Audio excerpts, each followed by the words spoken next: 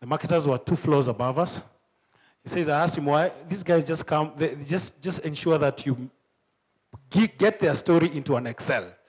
So me, I'm good in modeling. I'm coming from consulting. So fine. I start. My job was 3 things. First of all, sitting with a product manager when he tells me what he wants to do, to put everything he's saying on paper in an Excel. So a guy comes and tells you, Henry, I want to reduce prices. Okay, we reduce prices. Why do you want to reduce prices?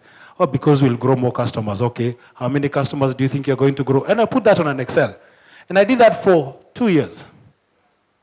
And then all of a sudden, things started changing. I found myself spending more time with the marketing team than the finance team. And then at that time, Baker and everyone who has been in marketing for a long time, they will know marketing a long time ago was just about what percentage of top line is my budget. That was actually the conversation. But now when the follow through, the ROI was not there. So things change, Zane comes. Celtel changed to Zane. I was still in finance. Then new managing director is appointed, Rene Meza, a brilliant guy. He actually threw me in deep end and told me, Henry, no, actually, then one day he called a meeting of marketers. Remember, I'm not a marketer, I'm in finance. Called a meeting of marketers and said, guys, can we go through the numbers? Can we go through, okay, how is the business going? Because he's just joined, maybe about a week or something. He wants to go through the numbers. But the person who used to do the numbers is myself. So they go through presentations, PowerPoints. Then he asks, okay, where is the tracker? So no one else seems to have but there's a guy in finance who does that for me. Who does that for us? The person who said that was Anothoro. And I said, there's a guy in finance who actually does this for me. And I was called. And of course, when I was called to a meeting, I carry my laptop. I go with my laptop. I'm an accountant. I'm an analyst. Not exactly an accountant, I'm an analyst. I go present the numbers for the business. And for the next 30 minutes, in that table there were like 15 people, but the conversation was between me and the CEO. He was asking, okay, well, how is this moving? New customers flowing in? Are we growing? Are we not growing? Because I have the numbers, I was able to explain. And then he asked me, what's your name? I told him my name is Njoroge. Oh, you report to Charles? I said, yes, I report to Charles. That was my head at the time. So he said, okay, thank you, done. So I thought that's finished. So I go back to my finance. I continue doing my things. Then a friend of mine called me. He's called Hashim Mukundi, bless his soul. He's a good gentleman. He's in DRC right now. He called me and told me, Henry, I've been given a task to come with a business case for a product called Zap, which is now called Airtel Money. So he tells me I have to do a business case, and that business case is required in 3 days' time. I tell him, Hashim, I'm in a training, and my training ends at 5. So he tells me, okay, now if it's 5, I'm coming. So it was in a Hotel Intercontinental. So he said, I'll be coming at 5. I was single at the time. We do whatever it is that we need to do. Then after that, we go to sleep. I said, no problem. He's my friend. We have worked together. Why not? So Hashim comes. We do a business case. We model the entire platform from investment all the way to the results. And of course, after that, I tell him, okay, now, I'll do you a small summary, like consultants do. They'll always give you a small one-pager, which you put on the last slide on his presentation. So he had like 15 or so slides. So the last slide was just one slide about numbers. So I said, now you're good to go? He says, yes. So he asked me, okay, what do I explain? I took him through. We actually rehearsed like for almost an hour. And he says, I'm good. So I go sleep. Because I slept late the following day, I woke up late. So I got to office late, then my boss calls me, he says, the CEO is looking for you. I'm like, why? What did I do this time? So he tells me now, there's a marketing meeting and Hashim needs you. I'm like, okay. So I take my laptop, I go up. And what happened for the next 30 minutes, exactly what happened in the previous meeting, where we went through the business case, explaining everything, inputs, everything, modeling, everything. He has changed his number. How does it affect this? How does it affect this? Because I'd modeled, I knew everything, so I was able to explain to him. And that's when I was appointed as not a marketing director, that's when I was appointed as the head of commercial planning in marketing. So immediately the role was moved from finance into marketing. That was the first journey I wanted to give you. Now, from there on, it has been a very interesting journey because from there on, the business has just changed. And when Airtel came now, changed everything. People from Airtel can attest. When was the last time we did a PowerPoint? When was the last time we did a PowerPoint presentation? Exactly. The way we operate on we're not your typical marketer, which is why sometimes maybe I've actually lasted this long in telecoms. Is our reviews can be several hours, but no one opens a PowerPoint. It's just one Excel or 3 Excels or something like that. It's all about numbers. But when you sit down with other CMOs, when you sit down with even fellow team, when you're recruiting somebody and you start asking them, okay, how do you do this? They're like, no, that one has been, I have an analyst, there's a finance guy who does that for me. And last year, there was a big conversation. And there was a big conversation on one of the groups I follow. I'm not a books person, Stedman. I will read the book, I promise. I'm not a book person, I'll read the book. Every week I'll be giving you an update of which page I am. So I'll be sharing that. But there's whatever I have here is based on articles by one of the groups called the CMO program by Deloitte. Deloitte does a very good program for CMO. It's actually research on anything about CMOs. And last year, this was actually the main topic about marketers being endangered, specifically CMOs. Let me just go to the details. So I hope this works. Okay. I'll go into the details. Apparently, this is supposed to be your lecture, so I'm your teacher today, I'm your professor. So I'd like you to take out your notebooks. And let's have a candid talk as CMOs. Chief Marketing Officer, you can call it Chief Marketing Officer, you can call it Head of Marketing, you can call it Marketing Director. Nowadays, even some roles have been taken from us, growth and stuff like that. So there's a lot of that is happening. Let's have a candid talk as marketers. And when I asked my minions, she told you that I have 3 boys. I have 3 boys. First born is called the champion, second born is called the prince, and the last born is called the president. I told them, guys, can you go research and tell me what endangered means? So, of course, I launched 5G the other day, so they were able to use it and actually came with this. They actually did this slide. I didn't do this slide. I told them I want a cartoon, and then I want just the 3 definitions of endangered. And it's very simple. It is about something that may soon not exist. It is something in danger of getting lost. It is a species that is most likely. That's what it means. So I credit this to my 3 boys. And it is actually a perfect one. Then on top of that, they told me that they will also put a picture of an endangered species.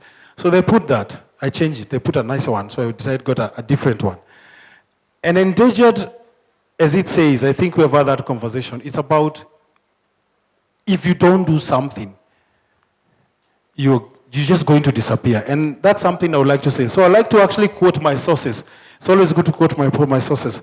Professor Christine is actually the one who pioneered and the founder of the CMO program. It's actually a very good thing. If you like reading short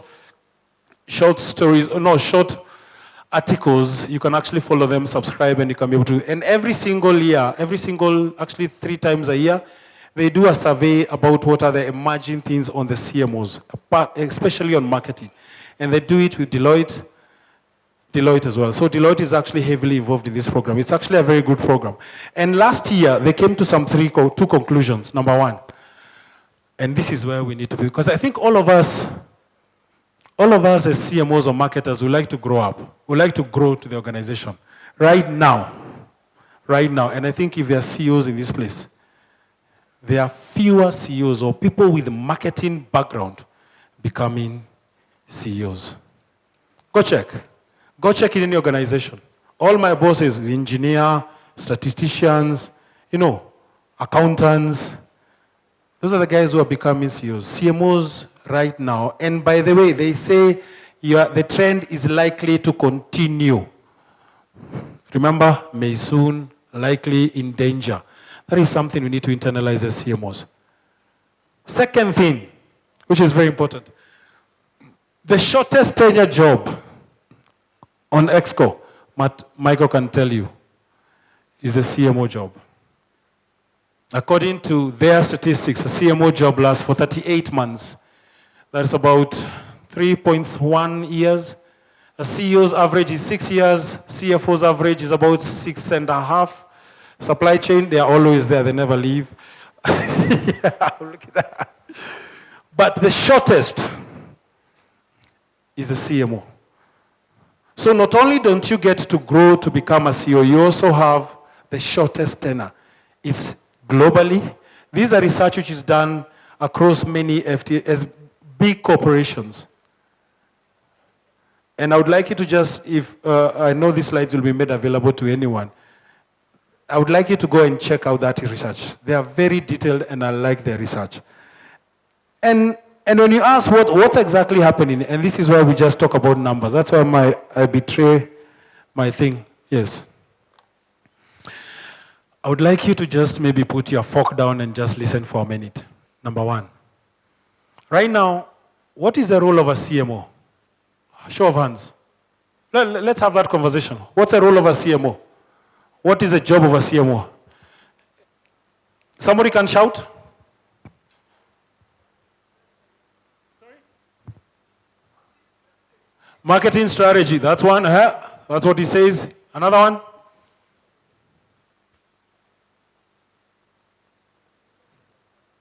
I thought I have marketers here. Yes. Focus future business opportunity. One last one. One other attempt. Customer experience. There are many definitions about the role of CMO.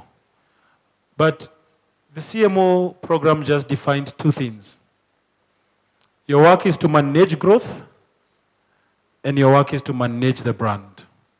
Two things. Everything you do is on those ones. Actually, there is even another research which says the second one is actually an input to the first one, which means your work is about growth. And when they interviewed CMOs, all of them agree the growth is a key KPI. 95% of them, unanimous decision.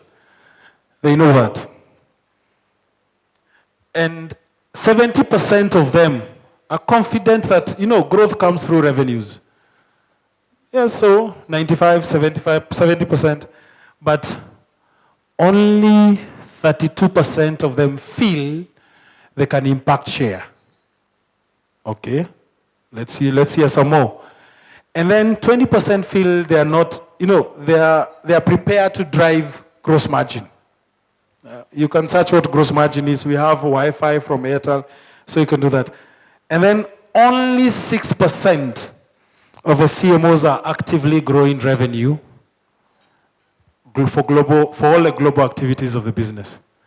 So, guys, so you know what you're supposed to do.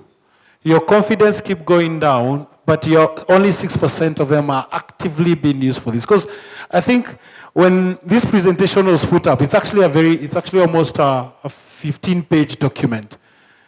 When that was put up, and there was a lot of conversation on that forum. So, and what was the conclusion is that CMOs, they're not comfortable assuming the role of being the growth driver in the organization. And that is their main role. So if your role is to grow business and you're not growing the business, then why the discomfort? And it's a big conversation we need to have, which is why I said we need to have a candid talk. And when we talk about them, let me even go further.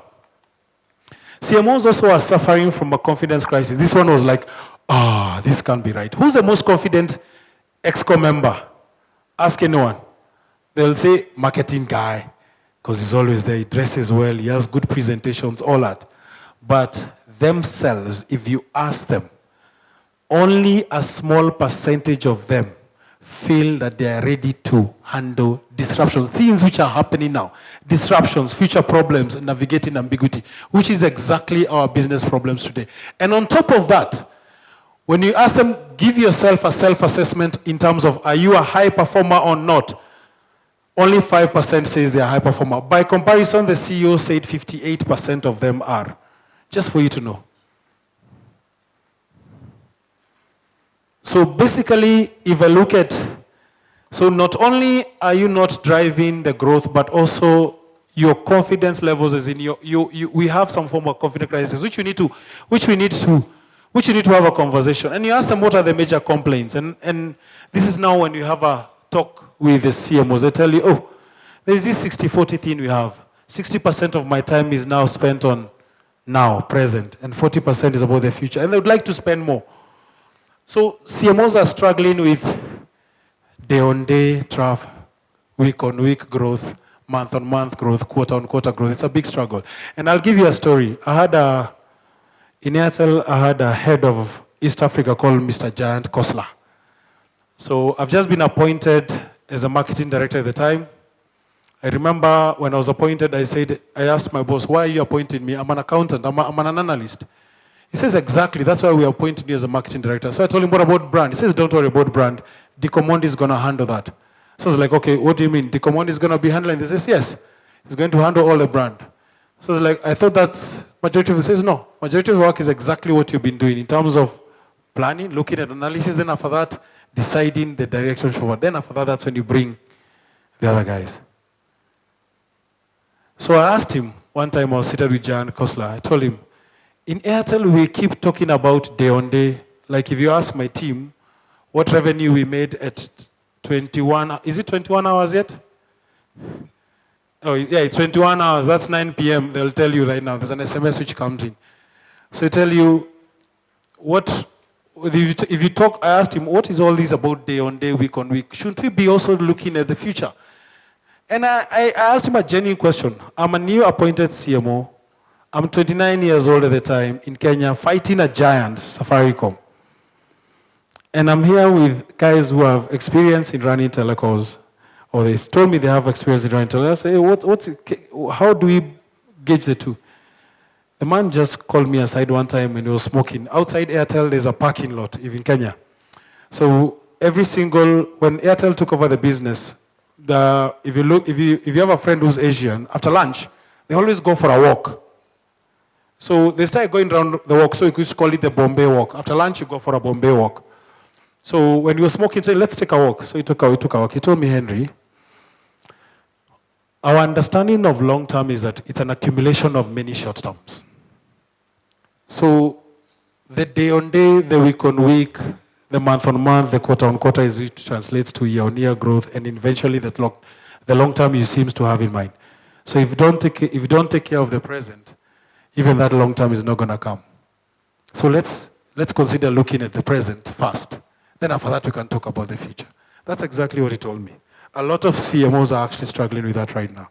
If you ask them, they'll tell you. Okay? Yes. And what are the struggles? I think let's talk about these struggles, because for the longest time, marketing was about all lovely, nice things versus substance. It's all about activation, that billboard, or those guys at the roundabouts, that campaign versus substance. I can tell you, Amy is here. He can tell you that one of the challenges he have is explaining the ROI of an investment like blankets and wine. You know, maybe he says sales are not enough, but we have spent a lot. He says sales does not cover everything, but the other side is a brand. The substance is becoming quite key in conversation. It's not about getting the best stall. It's not about getting the award. It's about what are you putting on the table. Second one is about uncertainty. And uncertainty is actually quite crazy for us. When I became the marketing director the first time in Kenya, I needed to brief 2 media houses. And I covered the entire country. 2 media houses. Last week, after our friend from Ipsos released a report, there was outcry about which is the biggest. Because now for you to brief, in radio stations, I think we almost have 5 per province. And then on top of that, in Kampala, there will be like 20. TV stations, every Tom, Dick, and Harry and a politician has a TV station. So you can imagine the fragmentation. Then on top of that, you get research. Ipsos tells you 30% of the population are the ones who consume TV. And then it tells you also there's another 40% which do not consume any media at all. And then you have, why are you worrying about audiences? And you already have the audiences. I asked them. First time we had that conversation with Jaime in Mozambique of Ipsos, he told me, the audience are actually on your phone. You can reach them.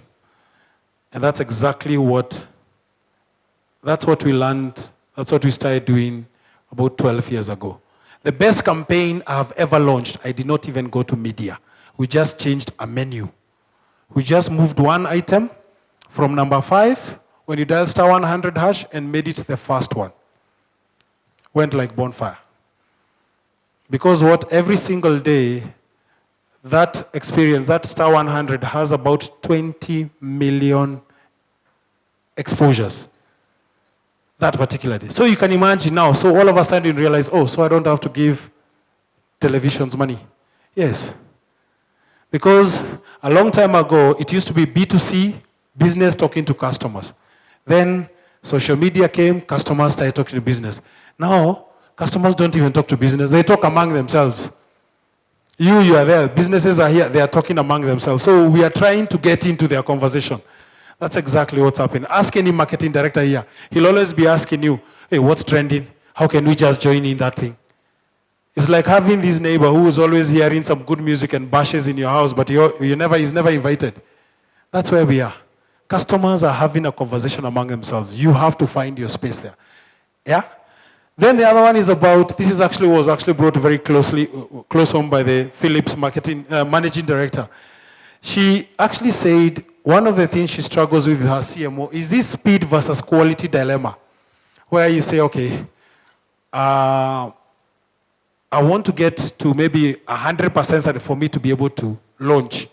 Sometimes you don't have to wait for you to be that quality. I think sometimes you need to actually go with good enough. You just be certified good enough, because good enough is motivation. It's actually step. What have we done? Even if you don't have 100% of the information, do we have 40? Yes. Must we wait for 60? It will take another 3 days. Why can't we do it now? 3 days we'll fix in flight. Especially for businesses like telecoms, where our product is conceived today, developed yesterday in the evening, and launched the following day, UCC regulatory approval in. That's a 3 days program. That's what it means.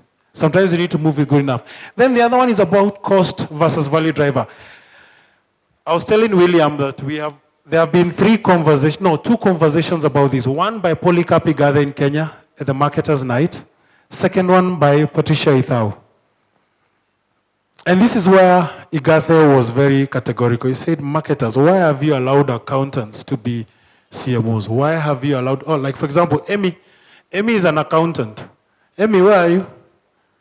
Emmy is a marketing director for UBL, chief marketing officer. Ask him where he went, what did he do in high school? What did he do at not high school, college, campus? Accounting. I'm a CPA finance head. I'm an accountant. The guy who I replaced is an accountant, was an engineer.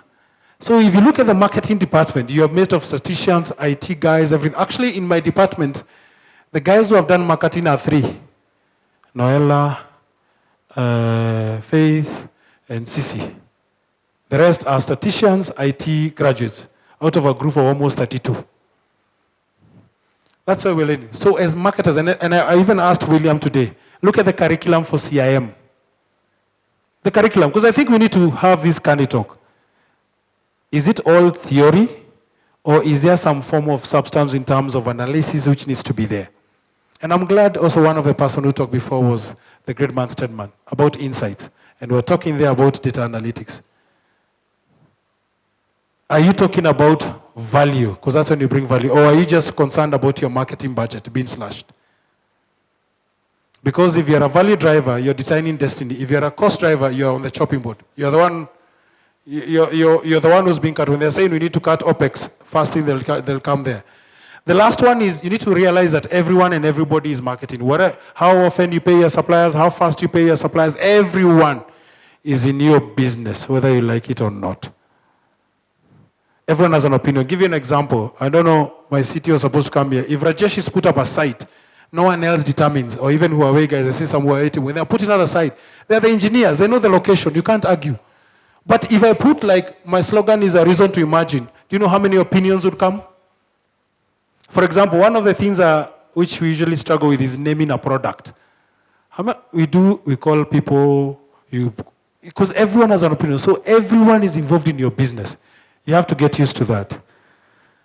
So, I went further and decided, now let me be a young guy. Let me ask ChatGPT what they think. And I think they brought a more balanced view. I know the first one was very critical, but I think, let's hear what the chat BGT does. It says probably not. They're not.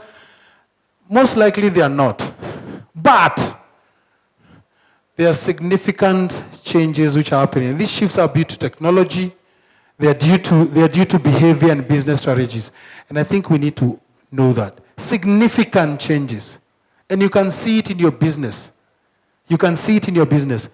Gone is the story of advertising. Like today, I told you, only media consumption is very low.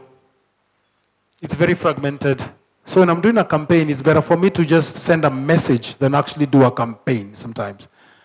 And let me tell you about telecoms. Telecom is actually very good because I know who you are, I know your name, I know who you call, I know who you SMS, I know which websites you go to, I know who you send money to, I know the phone you're using, I know when you change your phone, I know where you sleep. What else? It's scary. Of course, there's data protection. I cannot share this information with anyone. But if you have that information and you're a marketer, can you imagine the dilemma? Sometimes you have too much information, you can't even decide. That means you can be able to come with a segment of one, which is part of the reason sometimes our best product is My Pakalast. Have you ever heard of our product called My Pakalast? If you look at your friend's phone and you look at your phone, there are two different offers. It is segmented to that level. So we go digital marketing, data analytics, before we even sit, before I even wake up and say good morning to my wife.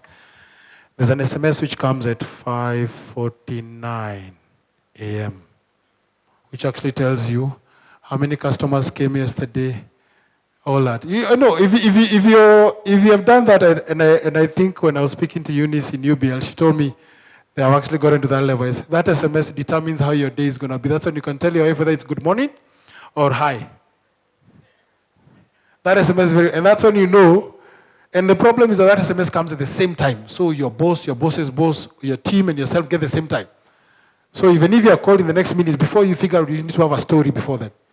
So that is where we are at, more core. And then the last one is this one. I think I'll talk about it more later. Collaboration with other departments. If you're a CMO and the sales guy is not your friend, does not come for your kids' birthdays, then I think you're going to fail. I can tell you for a fact. Sales guy, you need to put him here. And that's part of the reason why nowadays they are creating roles like Chief Commercial Officer, Consumer Business Units, which combine both sales and marketing. Because one guy is in charge of supplying demand, and you're supposed to create that demand as a marketing director. You're supposed to collaborate and work with departments very closely. That's a guy, sales guy, always have him by here. That's a guy you're supposed to sort out all these problems, because in Kenya, there's a place called Karioko. Karioko, why is it called Karioko? It's called Karioko because it's named after a popular, it's named after carrier corps. These are the guys who used to carry ammunitions for police, for army during the Second World War. So those black guys who were trained by the whites to when they go to war, those guys who are in the front field, they need to get guys who can carry those bullets. They're called carrier corps. As a marketer, you're the carrier corps. You're carrying, you're the one who's giving the sales guy the bullet to shoot. If he's going for a werewolf fight, then you don't give him a silver bullet, all of you guys are going to die. So you need to ensure you give him the right tools. Of course, the finance guy, you need to have a healthy tension with the finance guy. Finance guy, you always have a healthy tension with them.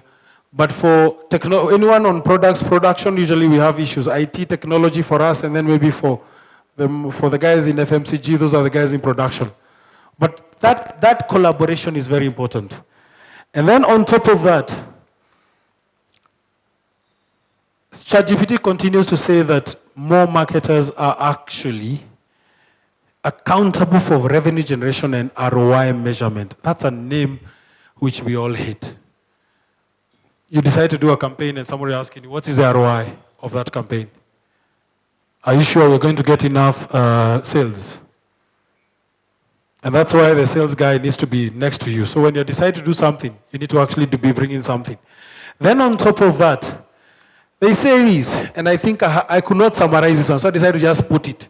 It doesn't necessarily mean that CMOs are becoming endangered. Instead, the role is transforming into something different, more aligned with the current environment. So the question is, The role has to change that. Are you, as a CMO, as a marketer, changing towards dynamic environment? Because if you don't, you're going to become endangered.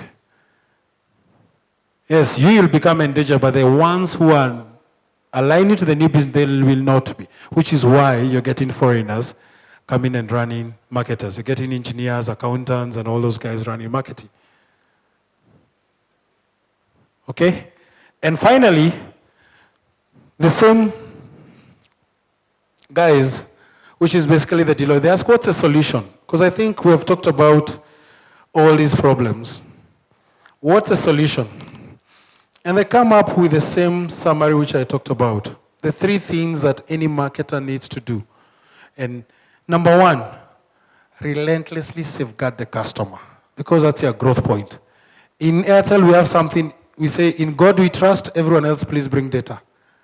I think, no. What data? Data point. I feel, give us even if just go to the market, get some insights, talk to a few customers. Actually, the best, if you want your boss to like you in Airtel, be in the market. Go in the market. If in the market, say you're talking customers, best thing, because you're in the market, you're immersing yourself with the customer. So please get some data. Second one, what I talked about, speak the C-suite language. You see, as a CMO, you can't be there talking about the way you're going to do a big campaign when the sales guy has no clue what you're doing. You have to be saying, I am doing this, I've already talked to Movie, we have agreed that he has a deficit in, I don't know which product, and that's why we need to actually sponsor that particular thing. And we expect by doing this, we'll actually increase, I don't know, our share to this, and this is the Excel. Whether it happens or not, that's another story. But at least show that you have demonstrate that. So when you say, oh, I'm sponsoring the marketers night, there has to be a reason. That's why I started by paying bills. I need to tell you about 5G, I need to tell you about IPO, I need to tell you about the eSIM, all that. At the same time as well, you get to see the Airtel brand in front of you, which is actually important for us. And also still talk about our mission. But at the same time as well, the ROI execution has to be there. So it's about effective partnership. In that exco, you need to be able to be working together. The last one is establish a center brain mentality. This is where we struggle. Honestly, this is where CMOs struggle. Because merging creativity, which is the right brain, with the left brain on analytics is a nightmare. That's why most of the guys who become CMOs are the outgoing engineers or outgoing accountants. That's what happens. So they have a grasp of numbers, but also they have developed a creative side. So I would tell us this, and they actually say these are the biggest elements us as a CMOs need to always remember. So when somebody tells you about, are we endangered? It's not about the role. It's about yourself. Yourself as a CMO, ourself, myself. And here when I say yourself, I'm not talking about you. I'm also putting myself in the same bucket. I'm still learning. 18 years after being in telecoms, about 13 years of them being in the EC, Exco team, you're still learning every day because this thing is dynamic. What happens yesterday is not what happened today. So as CMOs and anyone in marketing,